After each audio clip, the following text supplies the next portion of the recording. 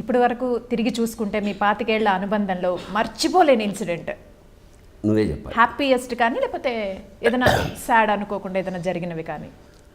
First when she was carrying, అది miscarriage అయింది first. Okay. చాలా టార్చర్. అంటే నేనేమో షూటింగ్లో ఉన్నా, ఎక్కడ ఈడేమో పాలకొల్లు, తణుకులో షూటింగు. ఈ జగన్నాథపురం వాళ్ళ ఇంట్లో అక్కడ మెడికల్ ఫెసిలిటీస్ తక్కువ, చిన్న చిన్న డాక్టర్లు, మొత్తానికి ఏదో అయిపోయాక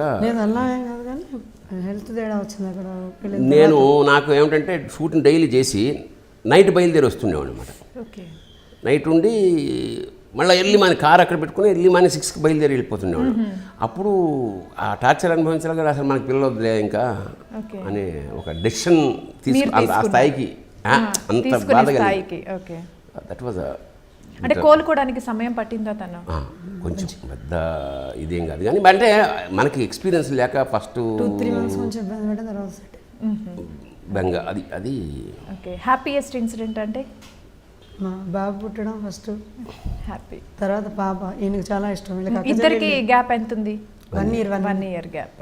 నేను శుక్రవారం ఆడపిల్ల ఈయనకి మహా ఇష్టం అనమాట. ఆ రోజు పాప పుట్టడం, కృత్తికా నక్షత్రం. అక్కడ మెడ్రాస్లో చాలా కృత్తికా అంటే వాళ్ళు అక్కడ సాక్షాత్ సుబ్రహ్మణ్య స్వామిగా భావిస్తారు. ఆడపిల్ల శుక్రవారం కృత్తిక అంటే తమిళ వాళ్ళు చాలా అసలు అంటే కట్టం లేకుండా చేసుకుంటారు, అంత సెంటిమెంట్ వాళ్ళకి. సరే ఇప్పుడు ఆడపిల్లలే లేరు కాబట్టి కట్టం ప్రసక్తే లేదు ఈ మధ్య, అట్లా వచ్చేసింది. అదో మంచి పరిణామమే అమ్మాయి దొరికితే చాలా స్థితిలో. So thank you very much అండి. మీ పర్సనల్ లైఫ్ విశేషాలు చాలా, అంటే రియల్ లైఫ్ విశేషాలు అందరికీ తెలిసిన పర్సనల్ లైఫ్ విశేషాలు V6తో పంచుకున్నందుకు థ్యాంక్ యూ వెరీ మచ్.